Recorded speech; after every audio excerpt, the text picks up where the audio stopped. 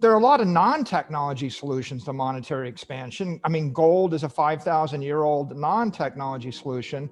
And now Bitcoin is the technology solution. I had 10 years of experience. I could look back on what all the Bitcoiners have done for a decade.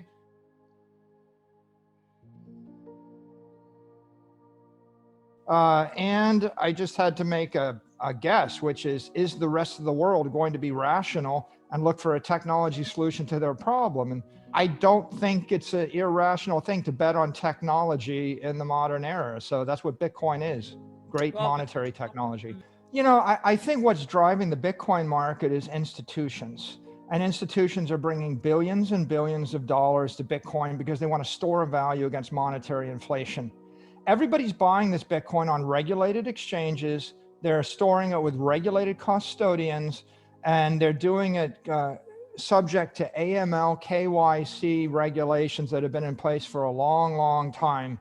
There's not anybody that's buying Bitcoin right now that isn't expecting to do it on a regulated exchange subject to normal regulations. And the fact that AML, KYC regulations apply to bonds, Apple stock, Tesla stock, and other types of assets hasn't kept them from having value.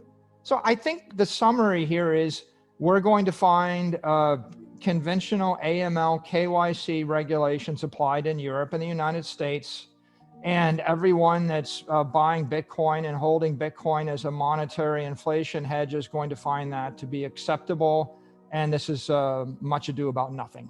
If I wanted to take $1 billion of Tesla stock and wire it to a private wallet in sub-Saharan Africa, my bank wouldn't let me. That doesn't keep me from buying Tesla stock, right? If I wanted to take $100 million worth of farmland in the middle of the United States and wire it to a private wallet somewhere in Asia, that doesn't, you know, the government wouldn't let me. I can't physically do it. It doesn't keep me from buying farmland as an inflation hedge. People are going to buy Bitcoin because it is great property in cyberspace as a monetary inflation hedge. If you actually put regulations on it that are anti-money laundering regulations, or you put regulations that have to do with know your customer to prevent using it to finance any illicit activity, it's not going to undermine its value as property because it's the most pristine, highest quality property in the 21st century. People are going to buy it. There are going to be regulations that'll vary from country to country, and I think it'll be just fine. There are going to be some people that aren't going to like those regulations, and I understand that, but it's not going to impair the usefulness of Bitcoin as a monetary inflation hedge.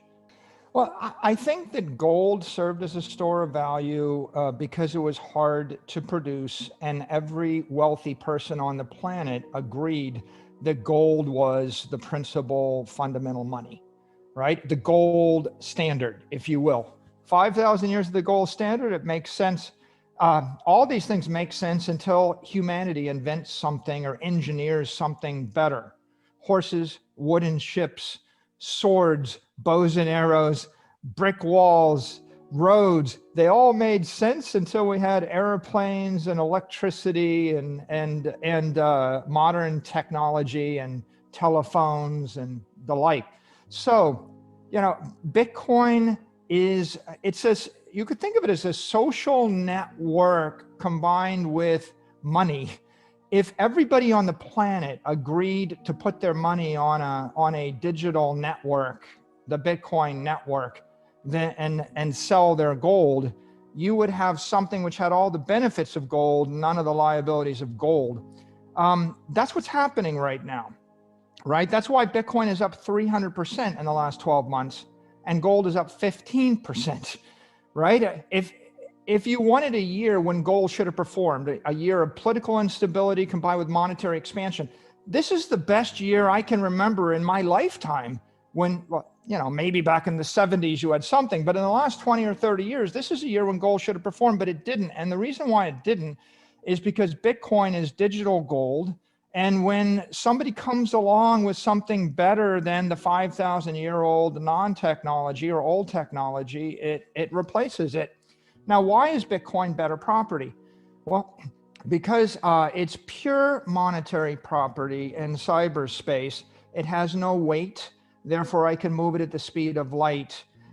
It has no jurisdiction. Gold has to go into a vault in Manhattan or in London, and some bank, some counterparty, and some government has some control. I can't move $1 billion of gold with my head in a few seconds from one side of the planet to the other side of the planet. And so as long as you have mass and locale, the property is going to potentially be impaired. If you had $100 million and you bought land in California, the governor of California has some power over the value of the land. The government can impair the asset. If you take $100 million and you put it in gold and put it in a vault in a bank, they can impair the asset. The government, the governor, the mayor can impair the asset. The laws of physics can impair the asset. I can't wiggle my nose and move the gold 1,000,000 times in a split second. The laws of physics control me. With Bitcoin, the government can't impair the asset so easily. The laws of physics don't impair the asset, and software engineering enhances the asset. So if I'm looking for a way to pass monetary energy, money, 30 years in the future, I have to figure out how it's not going to be impaired. And of course, that just means I want the least number of moving parts. First of all, I think that the massive corrections are becoming less massive year by year, quarter by quarter, month by month. The market in Bitcoin is stabilizing as more institutions come into it. And I think we can see it over the past 12 months.